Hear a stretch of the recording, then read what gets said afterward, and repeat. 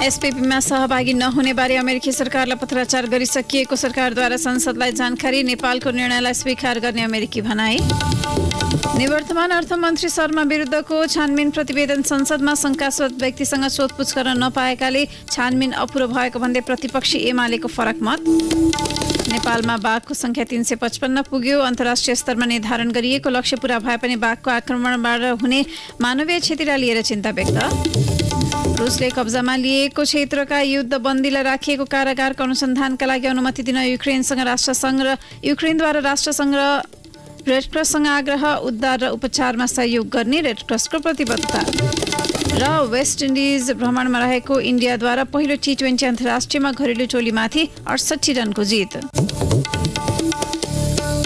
नमस्कार कान्तिपुर डायरीका साथमा साथी रमेश र म दिवा। अब समाचार विस्तारमा। नेपाल सरकारले परराष्ट्र मन्त्रालय मार्फत अमेरिकी सरकारलाई औपचारिक पत्राचार गरेर स्टेट पार्टनरशिप प्रोग्राम एसपीपीमा सहभागी नहुने जानकारी गराएको छ। एसपीपी अस्वीकार गर्न मन्त्री परिषद बैठकले गत असार 6 मा निर्णय गरेको 1 महिना 3 दिनपछि परराष्ट्र मन्त्रालयले साउन 9 मा पत्र पठाएको हो। सांसदले निरन्तर प्रश्न उठाएपछि प्रतिनिधि सभा बैठकमा हिजो परराष्ट्र मन्त्री नारायण खड्काले पत्र पठाइसकिएको जानकारी दिनुभयो। एसपीपी अर्थात् स्टेट पार्टनरशिप प्रोग्रामलाई अघि नबढाउने नेपाल सरकार मन्त्री परिषदबाट निर्णय भइसकेको परिप्रेक्ष्यमा परराष्ट्र मन्त्रालयले यसलाई कार्यान्वयन गरिसकेको बेहोरा म सम्मानित संसदलाई जानकारी गराउन चाहन्छु।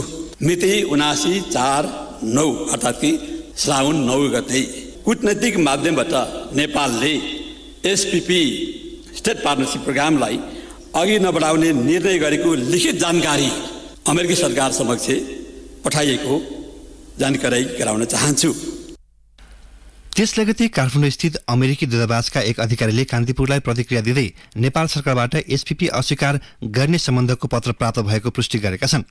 दूतावासका पब्लिक अफेयर्स प्रमुख ग्यारेट विल्कर्सनले भन्नुभयो, हो हामीले एसपीपीको सम्बन्धमा नेपाल सरकारबाट आधिकारिक लिखित सन्देश प्राप्त गरेका छौं। हामी एसपीपीमा सरकारको निर्णयलाई बुझ्छौं र पूर्ण रूपमा स्वीकार गर्छौं। कान्तिपुरलाई प्राप्त जानकारी अनुसार सरकारले भनेको छ, एसपीपीलाई हामी स्वीकार गर्दैनौं, तर नेपाल र अमेरिका बीचको 75 वर्ष लामो द्विपक्षीय सम्बन्धलाई भने निरन्तरता दिन चाहन्छौं। पत्रमा नेपाली र अमेरिकी सेनाबीच जारी संयुक्त अभ्यास र सहकार्यमा कुनै असर नपर्ने पनि स्पष्ट पारिएको छ। परराष्ट्रका अधिकारीले भने एसपीपी सम्बन्धमा हाम्रो सहकार्य हुँदैन, तर विपद व्यवस्थापन लगायत अन्य विषयमा नेपाललाई अमेरिकी सरकारको सहयोग चाहिन्छ र द्विपक्षीय रूपमा दुई देशका सेनाबीचको अभ्यास र सहयोग आदान प्रदान पनि जारी रहोस् भन्ने आग्रह गरेका छौं। नेपाली सेनाले भारतीय, चिनिया र अमेरिकी सेनासँग द्विपक्षीय अभ्यास गर्दै आएको छ। पाकिस्तान, बेलायत र अन्य मुलुकका सेनासँग पनि नेपाली सेनाका प्रशिक्षण कार्यक्रम चल्दै आएका छन्। परराष्ट्र मन्त्री खड्काले पत्रचारको विषयमा आन्तरिक परामर्शका कारण केही समय लागेको बताउनुभयो। संसदमा खड्काको भनाइ थियो, यसको आन्तरिक र बाह्य आयामहरू तथा एसपीपीलाई अघि नबढाउने अवस्थामा पनि सहकार्य कसरी अघि बढ्छ भन्ने विषयमा विभिन्न निकायबीच गृह कार्य, आन्तरिक संवाद र छलफल आवश्यक हुने भएकाले केही समय लागेको हो। तर केही सांसदले यसमा संशय समेत व्यक्त गरेको सुनिएको छ। एसपीपी विषयमा सरकार प्रष्ट थियो र छ। नेपाल सरकार सार्वभौम सत्ता सम्पन्न राष्ट्रको कार्यपालिकाको सर्वोच्च निकायले गरेको निर्णयमा संशय व्यक्त गर्नु अस्वाभाविक नै हुन्छ। उहाँले स्वतन्त्र सन्तुलित परराष्ट्र नीति अपनाएर राष्ट्रिय हित सुरक्षित गर्न सरकार सक्षम रहेको पनि बताउनुभयो। सरकारले वैदेशिक सहयोग स्वीकार गर्दा मुलुकको सर्वोपरि हितलाई प्राथमिकता राख्ने गरेको भन्दै मन्त्री खड्काले नेपाल असंलग्न परराष्ट्र नीतिप्रति प्रतिबद्ध रहेको पनि दोहोर्याउनुभयो। निवर्तमान अर्थमन्त्री जनार्दन शर्मामाथि छानबिन गर्न गठित संसदीय विशेष छानबिन समितिले बजेटमा करको दर हेरफेर गर्न अनधिकृत व्यक्ति सहभागी नभएको निष्कर्षसहितको प्रतिवेदन प्रतिनिधि सभामा पेश गरेको छ। समिति सभापति लक्ष्मणलाल कर्णले प्रतिनिधि सभाको हिजोको बैठकमा प्रतिवेदन पेश गर्नु भएको थियो। सम्माननीय सभामुख महोदय, सभाबाट यस समितिलाई प्राप्त कार्यादेश बमोजिम संसदीय छानबिन विशेष समितिको प्रतिवेदन 2079 सभा समक्ष पेश गर्दछु। 129 पृष्ठ लामो प्रतिवेदनको पहिलो निष्कर्षमा भनिएको छ, समितिले अर्थ मन्त्रालयका पदाधिकारीसँग गरेका छलफल, अर्थ मन्त्रालयबाट प्राप्त गरेका जवाफ, कागजात, प्राप्त गरेका सीसीटीभी फुटेजको अध्ययन लगायत हालसम्म समितिले गरेका छानबिन र सङ्कलन गरेका प्रमाणका आधारमा करका दर निर्धारणमा अनधिकृत व्यक्तिको प्रवेश गरेको देखिएन। यसबीच समितिले राजस्वको दर निर्धारण निकै संवेदनशील रहेकाले यस प्रक्रियामा सहभागीको अभिलेख तथा सुझावलाई सुरक्षित राख्नुपर्ने सुझाव समेत दिएको छ। समितिको निष्कर्षप्रति एमालेका सदस्यहरूले भने 9 पृष्ठ लामो फरक मत राखेका छन्। अनुसन्धान नै पूर्ण र पर्याप्त हुन नसकेका कारण यत्तिकै आधारमा बजेट निर्माणमा अनधिकृत व्यक्तिको बजेटमा संलग्नता भएको थिएन भने निष्कर्षमा पुग्न नमिल्ने जिकिर एमालेका सांसदहरूले गरेका छन्। त्यस्तै बजेट निर्माणमा संलग्न भनिएका शंकास्पद व्यक्तिसँग सोधपुछ गर्न नपाएको दाबी समेत उनीहरूको छ। समिति सदस्य एमाले सांसद प्रदीप गेवालीले अनुसन्धान अपुरो भएको बताउनुभयो। अनधिकृत भनिएका व्यक्तिहरूको कल डिटेल लिने कुरा, उनीहरूको मोबाइल लोकेसन पत्ता लगाउने कुरा, अर्थ मन्त्रालयमा त्यस दिन रहेका सबै कर्मचारीहरूको नाम नामेसी लिएर उनीहरूसँग सबैसँग चाहिँ बयान लिने कुराहरू जस्ता कयौं प्रश्नहरूमा चाहिँ समिति त्यो प्रश्नमै एक ठाउँमा उभिन सकेन। यसो भनौँ, अब सत्तापक्षका कतिपय मान्यजीहरू त्यो विषयमा प्रवेशै गर्न चाहनु भएन। त्यसो भइसकेपछि अनुसन्धान नै अधुरो रह्यो। अनुसन्धान अधुरो रहेपछि निष्कर्ष अधुरो रह्यो। समितिले 17 दिन लगाएर प्रतिवेदन तयार पारेको हो। नयाँ आर्थिक वर्षको बजेटमा अनधिकृत व्यक्तिले करको दर हेरफेर गरेको आरोप लागेपछि तत्कालीन अर्थमन्त्री शर्माले राजीनामा दिनुभएको थियो।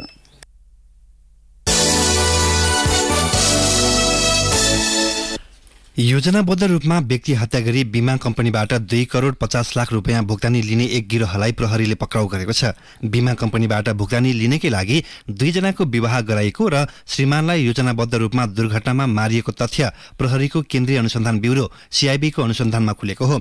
बाँकेमा 2078 साल वैशाख 27 मा योजनाबद्ध रूपमा टोप बहादुर राणा छेत्रीले चलाएको मिनी बसको ठक्करबाट घाइते मोटरसाइकल चालक सर्जन विकको उपचारका क्रममा मृत्यु भएको थियो। मृतक विकको नामबाट 2 करोड 50 लाख रुपियाँ जीवन बीमा बापतको रकम भुक्तानी भएपछि घटना सतहमा आएको हो। त्यसबारे जानकारी दिँदै सीआईबीका प्रमुख उत्तम राज सुवेदीले भन्नुभयो, बीमा कम्पनीले बीमा भुक्तानी गर्छ र पुनर्बीमा कम्पनीबाट लिनुपर्नेमा पुनर्बीमा कम्पनीले चाहिँ शंका गर्छ। यति छोटो समयमा बिहा भएको र चाहिँ पैसा यत्रो ठुलो एमाउन्टको चाहिँ बीमा गरिएको शंका लागेर चाहिँ सीआईबीको सम्पर्कमा उहाँहरू आउनुहुन्छ। त्यो रिलायन्स लाइफ इन्स्योरेन्स लिमिटेडबाट इन्स्योरेन्स गरिएको हुन्छ र त्यो रिलायन्स लाइफ इन्स्योरेन्स पनि आउनुहुन्छ र ठगी सम्बन्धी चाहिँ हामीलाई जाहेरी प्राप्त हुन्छ। घटनाक्रमहरू हेर्दाखेरि 2 जनाको खाता सञ्जीवले खोलिदिएको छ। मृतकको खाता पनि सपना मल्लको पनि खाता, सपना मल्लको 11/12 मा अनि उसको मृतकको चाहिँ 11/5 मा छ। अब मृतकको जीवन बीमा गरिन्छ 11/28 मा, जसमा इच्छाएको व्यक्तिमा सपना मल्ल राखिन्छ, जबकि त्यो बेलासम्म बिहा दर्ता भएको हुँदैन। पहिले इच्छाएको व्यक्तिमा श्रीमती भनेर राखियो, तर बिहा दर्ता चाहिँ 12/2 मा भयो। 1 महिनापछि दुर्घटना हो र बीमा भुक्तानी 78/4/14 मा 2 करोड 50 लाख रुपियाँ हुन्छ। मृतक सर्जन र सपना मल्ल श्रीमान श्रीमती भएको भनिए पनि लामो समयको सम्बन्ध नभएको अनुसन्धानले देखाएको छ। मल्लको खातामा आएको पैसा स्याङ्जाका सञ्जीव अरियाल, बाँकेका सरदार अहमद खाँ र मिनिबस चालक छेत्री दीपक केसी र ललिता सापकोटाले भाग लगाएका थिए। सर्जन विकाससँग विवाह गरी बीमा बापतको रकम लिएको कसुरमा सपना विरुद्ध मुद्दा चलाइने भएको छ। त्यस्तै प्रलोभनमा पारी विवाह गराएको कसुरमा सञ्जीवलाई मुद्दा चलाइने भएको छ। त्यसैगरी दीपक केसी र ललिता सापकोटालाई कर्तव्यज्ञान मुद्दाका अभियुक्तलाई लुकाउन सहयोग गरेको अभियोग लगाइने भएको छ। सरकारी छात्रवृत्तिमा पढेका विशेषज्ञ चिकित्सक दुर्गमका स्वास्थ्य संस्थामा जान अटेर गरेका छन्। छात्रवृत्तिमा पढेका चिकित्सकले पढाइ सकिएपछि 2 वर्ष स्वास्थ्य मन्त्रालयले तोकिएको स्वास्थ्य संस्थामा गएर काम गर्ने प्रतिबद्धता पत्रमा हस्ताक्षर गरेका हुन्छन्, तर उनीहरू शक्तिको बलमा सुगममा बस्दा दुर्गमका बासिन्दाले शास्ति भोगिरहेका छन्। स्वास्थ्य मन्त्रालयले 1 महिना अघि हाड जोर्नी, आँखा र छाती विशेषज्ञ, एनेस्थेसियोलोजिस्ट, शल्यचिकित्सक, रेडियोलोजिस्ट, प्याथोलोजिस्ट गरी 18 जना विशेषज्ञ चिकित्सकलाई राप्ती स्वास्थ्य विज्ञान प्रतिष्ठान, सुर्खेत प्रादेशिक अस्पताल, डडेलधुरा, सिन्धुली, सिन्धुपाल्चोक, गोर्खा, उदयपुर लगायत जिल्लामा खटाउने निर्णय गरेको थियो, तर चिकित्सकहरू खटाएको अस्पतालमा गएनन्। बरु उनीहरूले राजधानी आसपासका ठूला शहरका अस्पतालमा बस्न राजनैतिक दलका नेता र सांसदहरूको सोर्स फोर्स लगाइरहेको स्वास्थ्य मन्त्रालयका अधिकारी बताउँछन्। विशेषज्ञ चिकित्सकहरू खटाएको क्षेत्रमा जान नमान्दा दुर्गमका बासिन्दा मर्कामा परेका छन्। अहिले डडेलधुरा अस्पतालमा अल्ट्रासाउन्ड मेसिन भए पनि रेडियोलोजिस्ट अभावका कारण रिपोर्ट लिन धनगढी प्रादेशिक अस्पताल जानुपर्ने बाध्यता छ।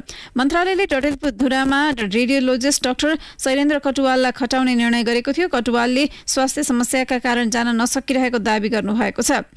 राप्ती स्वास्थ्य विज्ञान प्रतिष्ठानका डाइरेक्टर डाक्टर वसन्त लामिछानेले दाङ, सल्यान, रुकुम लगायत जिल्लाको रेफरल सेन्टर भएकाले शल्यक्रिया गराउन बिरामी चाप बढेको तर सर्जन अभावका कारण सामान्य अपरेसन समेत प्रभावित हुने गरेको बताउनु भयो। त्यस्तै मन्त्रालयले सिन्धुली अस्पतालमा एनेस्थेसियाका डाक्टर सजिना सिलवाल र आँखाका डाक्टर प्रवीण राईलाई पठाउने निर्णय गरेको थियो।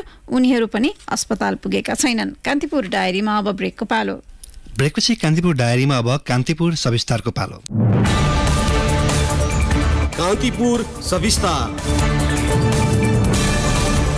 नेपालले बाघ संरक्षणमा उल्लेखनीय प्रगति हासिल गर्दै अन्तर्राष्ट्रिय स्तरमा गरेको प्रतिबद्धता अनुसारको लक्ष्य प्राप्त गरेको छ। सन् 2018 मा 235 बाघ रहेकामा 4 वर्षभित्र त्यसमा वृद्धि भई 355 पुगेको छ। बाघको संख्या वृद्धि हुनुको उपलब्धिको प्रशंसा र चर्चा बीच बाघको आक्रमणबाट हुने मानवीय क्षति तथा बाघको वासस्थान र व्यवस्थापनलाई लिएर चिन्ता व्यक्त भएका छन्।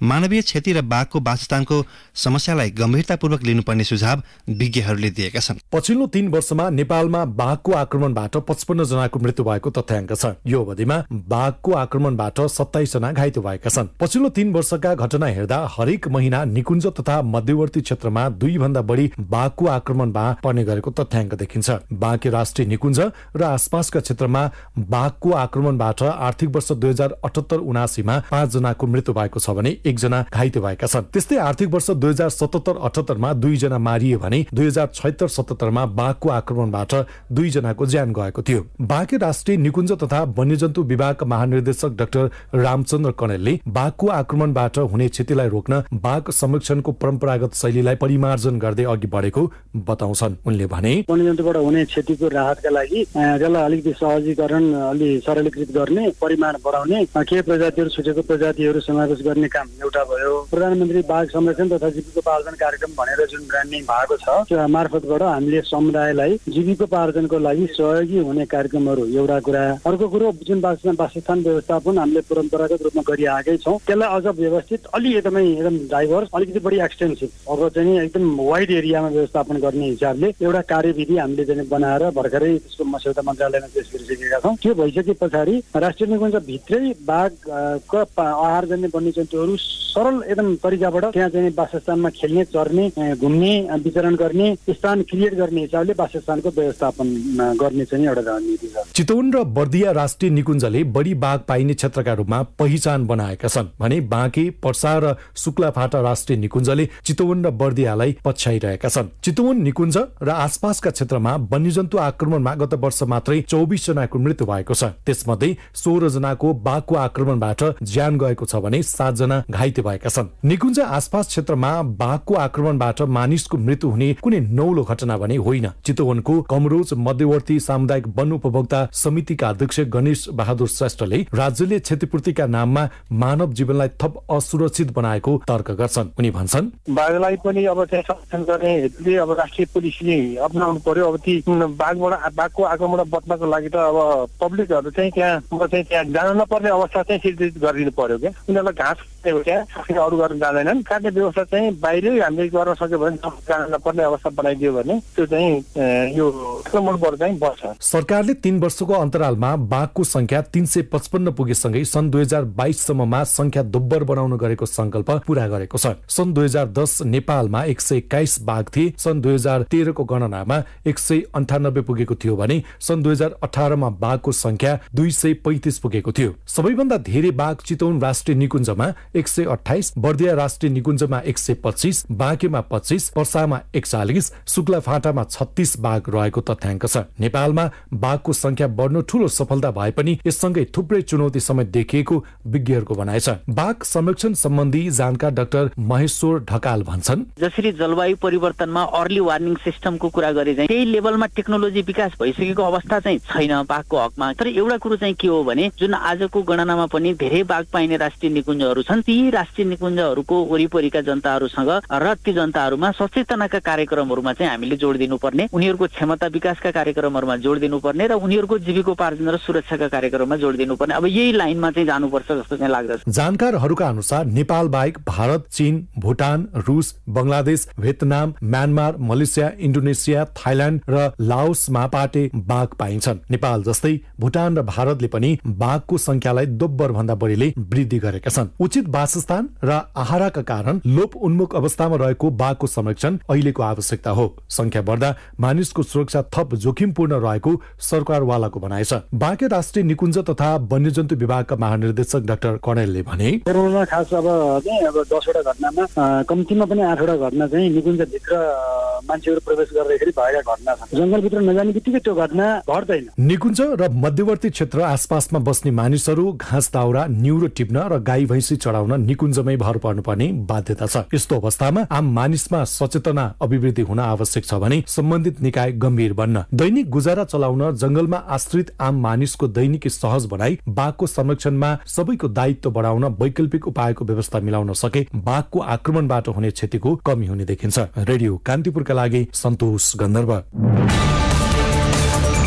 कान्तिपुर सविस्तार।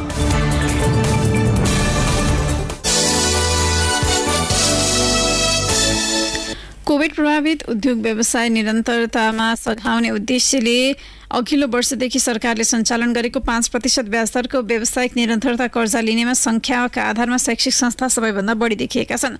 कर्मचारीलाई बैंकबाट नियमित तलब तथा ज्याला भुक्तानी गरेको, कानून बमोजिम अग्रिम आयकर कट्टी र दाखिला गरेको लगायत प्रमाणपत्र चाहिने भएकाले उद्योगी व्यवसायले सो कर्जा लिन नसकिरहेका बेला शैक्षिक संस्थाले भने यस्तो कर्जा लिएका हुन्। रकमका आधारमा भने शैक्षिक संस्थाले लिएको कर्जा कुल व्यावसायिक निरन्तरता कर्जाको करिब 35% मात्र छ। अन्य क्षेत्रका 14 वटा कम्पनीले 65% कर्जाको उपयोग गरेका छन्।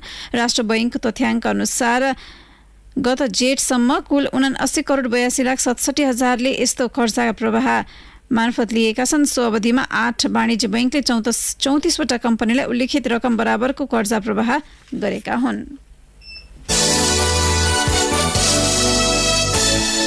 सरकारले आर्थिक वर्ष 2068-69बाट राष्ट्रिय गौरवका आयोजना घोषणा गर्न थालेको हो। त्यसपछि प्रत्येक वर्ष जसो तिनका लागि बजेट विनियोजन भइरहेको छ। बीचबीचमा थप नयाँ गौरवका आयोजना पनि घोषणा भइरहे सुरुमा 17वटा आयोजनालाई गौरवका मानेर अघि बढाएकामा अहिलेसम्म 3को संख्या 24 पुगेको छ। तर समग्रमा ती आयोजनाको प्रगति सन्तोषजनक छैन नै। कतिपय आयोजनाको ढाँचा र लगानीको स्रोत समेत पहिचान हुन सकेको छैन। यसले प्रश्नाउँछ हाम्रा गौरवका आयोजना कसरी अघि बढिरहेका छन्, तिनको गति कसरी गिजुलिएको छ। त्यसका केही उदाहरण हुन् पश्चिम सेती जलविद्युत आयोजना, बुढी गण्डकी जलविद्युत आयोजना र निजगढ अन्तर्राष्ट्रिय विमानस्थल। यिनमा एकातिर अझैसम्म लगानीको स्रोतको विषय टुङ्गो लागेको छैन भने आयोजनाको ढाँचा समेत तयार हुन सकेको छैन। पश्चिम सेती जलविद्युत आयोजनामा जग्गा अधिग्रहण, प्रसारण लाइन, अधिक बिजुली खपत, महसुलबारे सम्बन्धित निकायसँग परामर्श भइरहे पनि आयोजनाको ढाँचा लगायत आधारभूत विषय एकिन भएको छैन। बुढी गण्डकी जलविद्युत आयोजनाको वित्तीय व्यवस्थापन र निर्माणको मोडालिटी तय भइ नसकेकाले निर्माण सुरु गर्न ढिलाइ भएको संघीय संसद अन्तर्गत राष्ट्रिय सभाको राष्ट्रिय सरकार तथा समन्वय समितिले तयार पारेको अध्ययन प्रतिवेदनमा उल्लेख छ। इलाका प्रहरी कार्यालय कोहलपुरमा हिरासत व्यवस्थापन अधिकृत असै प्रवीण चौलागाईमाथि यौन दुर्व्यवहारको आरोप लागेको छ। हिजो बिहान 2 बजे सोधपुछ गर्नु छ भन्दै हिरासतको अर्को कोठामा लगेर आफूमाथि यौन दुर्व्यवहार गरेको पीडित 33 वर्षीय एक महिलाले बताएकी छिन्। बहुविवाह गरेको भन्दै जेठी पत्नीले जाहेरी दिएपछि कैलालीको जानकी गाउँपालिकाकी ती महिलालाई प्रहरीले श्रीमानसहित बुधबार पक्राउ गरेको थियो। आफूलाई घरमै छाडेर काठमाडौँमा पढ्न गएका श्रीमानले अर्को बिहे गरेको जेठीको जाहेरीमा उल्लेख छ। इलाका प्रहरी कार्यालय कोहलपुरका निमित्त प्रमुख प्रहरी निरीक्षक नवचन्द्र मल्लले भन्नुभयो, बहुविवाह गर्ने केटा र ती महिलालाई राखिएको हिरासत कक्ष नजिकै छ। महिलालाई राति निकाल्ने क्रममा उनले देखेका रहेछन्। केटाले शुक्रबार बिहानै मेरी श्रीमतीलाई राति किन बाहिर लगेको भन्दै विरोध जनाएपछि घटना सार्वजनिक भएको हो। उनका अनुसार घटनाबारे सोधपुछ गर्दै जाँदा महिलाले असै चौलागाईले आफूलाई लछार पछार गर्दै दुर्व्यवहार गरेको बयान दिएकी छिन्। यौन दुर्व्यवहार आरोप लागेका चौलागाईलाई नियन्त्रणमा लिए अनुसन्धान भइरहेको जिल्ला प्रहरी कार्यालय बाँकेका प्रवक्ता डीएसपी मधुसूदन न्यौपानेले बताउनुभयो। कान्तिपुर डायरीमा पुनः ब्रेकको पालो। ब्रेकपछि कान्तिपुर डायरीमा अब आर्थिक प्रसङ्ग। विराटनगरको रानी नाका स्थित इलाका प्रहरी कार्यालयले नियन्त्रणमा लिएका 8 ट्रक सुपारीबारे राजस्व अनुसन्धान कार्यालय इटहरीले अनुसन्धान थालेको छ। इन्डोनेसियाबाट आयातित 8 करोड 63,81,568 रुपियाँ मूल्य बराबरको 8 ट्रक सुपारी भारततर्फ निर्यात गर्न लागेको आशंकामा प्रहरीले नियन्त्रणमा लिएको थियो। प्रहरीले 2,19,596 किलो सुपारी शुक्रबार राति नियन्त्रणमा लिएर कारबाहीका लागि सो कार्यालयलाई गत आइतबार बुझाएको छ। सुपारीको उत्पत्तिको प्रमाणपत्र कागजात जाँच्ने काम भइरहेको कार्यालयका प्रमुख अनुसन्धान अधिकृत तीर्थराज खनालले बताउनुभयो। विराटनगर नाकाबाट सुपारी आयात गर्नेमा शौर्य एयरलाइन्सका सञ्चालक झापाका दीपक पोखरेलको अम्बे ट्रेडिङ, विराटनगरका दिनेश राठीको Rathi trading, global Virat international विराटनगरका प्रदीप मुरारकाको पीके ट्रेडर्स, विराटनगरका मूलचन्द्र राठीको तिरुपति ट्रेड लिङ्क्स र विराटनगरकै सञ्जय अग्रवालको नेसनल मोटर्स छ। तर निर्यात गर्नेमा मनोकामना ट्रेडर्स मात्रै रहेको विराटनगर भन्सार कार्यालयले जनाएको छ। सुपारी आयातकर्ता समूहले इन्डोनेसियाबाट प्रति किलो 455 रुपियाँमा ल्याएको सुपारी प्रति किलो 403 रुपियाँका दर अर्थात् आयात गरेको भन्दा 52 रुपियाँ सस्तोमा भारत निर्यात गरेको पाइएको छ। अब अन्तर्राष्ट्रिय प्रसङ्ग। रुसले कब्जामा लिएको क्षेत्रका युद्धबन्दीलाई राखिएको कारागारको अनुसन्धानका लागि अनुमति दिन युक्रेनले राष्ट्रसङ्घ र अन्तर्राष्ट्रिय रेडक्रससँग आग्रह गरेको छ। युद्धबन्दी राखिएको कारागारमा भएको आक्रमणमा परि 50 नागरिकको मृत्यु भएपछि युक्रेनले यस्तो आग्रह गरेको हो। रेडक्रसले उद्धार र उपचारमा सहयोग गर्ने प्रतिबद्धता जनाएको छ। रुस र युक्रेन दुवै पक्षले एकअर्कालाई आक्रमणको आरोप लगाएका छन्। आक्रमणबाट क्षतिग्रस्त कारागार भवनमा यत्रतत्र फैलिएको शव सहितको भिडियो रुसले सार्वजनिक गरेको छ। रुस समर्थित विद्रोहीको कब्जामा रहेको दोनेस्क क्षेत्रको कारागारमा कस्तो घटना भएको हो भन्नेसम्मको जानकारी बाहिर नल्याइएको बीबीसीले उल्लेख गरेको छ। कारागारमा भइरहेको यातनाको ढाकछोपका निम्ति रुसी पक्षले सो आक्रमण गरेको युक्रेन सरकारले आरोप लगाएको छ। अब खेल प्रसङ्ग। वेस्ट इन्डिज भ्रमणमा रहेको इन्डियाले पहिलो टी20 अन्तर्राष्ट्रियमा घरेलु टोलीमाथि 68 रनको जित निकालेको छ। इन्डियाले दिएको 191 रनको लक्ष्य पछाएको वेस्ट इन्डिजले 20 ओभरमा 8 विकेट गुमाएर 122 रन मात्र बनाउन सक्यो। वेस्ट इन्डिजका लागि समराहा ब्रुक्सले 20 रन जोड्दा केमो पाउलले अभिजित 19 रन बनाए। निकोलस पुरन 18 रनमा आउट हुँदा केली मेयर्सले 15 रन बनाए। इन्डियाका रविचन्द्र अश्विन, रवि विष्णुई र अर्षदीप सिंहले 2-2 विकेट लिए। त्यसअघि पहिले ब्याटिङ गरेको इन्डियाले 20 ओभरमा 6 विकेट गुमाएर 190 रन जोडेको थियो। इन्डियाका कप्तान रोहित शर्माले 64 रनको अर्धशतकीय इनिङ खेल्दा दिनेश कार्तिकले अभिजित 41 रन बनाए। सूर्यकुमार यादवले 24, रविचन्द्र जडेजाले 16 तथा ऋषभ पन्तले 14 रन बनाए। वेस्ट इन्डिजका लागि अल्जारी जोसेफले 2 विकेट लिए। यस जितसँगै इन्डियाले 5 खेलको सिरिजमा 1-0 को अग्रता बनाएको छ। अब मौसम सम्बन्धी जानकारी। मुलुकका अधिकांश स्थानमा मेघ गर्जन, चट्याङ सहित मध्यम वर्षाका साथै प्रदेश 1 गण्डकी, लुम्बिनी र सुदूरपश्चिम प्रदेशका केही स्थानमा भारी वर्षाको सम्भावना रहेको जल तथा मौसम विज्ञान विभागले जनाएको छ। केही बेर अघि 20 डिग्री सेल्सियस मापन गरिएको काठमाडौँ उपत्यकाको अधिकतम तापक्रम आज 26 डिग्री सेल्सियससम्म पुग्ने विभागको अनुमान छ। सूर्योदय बिहान 5:26 भयो भने सूर्यास्त भरे साँझ 6:55 हुनेछ। अवस्था यसका साथै कान्तिपुर डायरीको यो बुलेटिन यही सकिन्छ। साथी रमेश र म दिवा बिदा माग्छौँ। नमस्कार।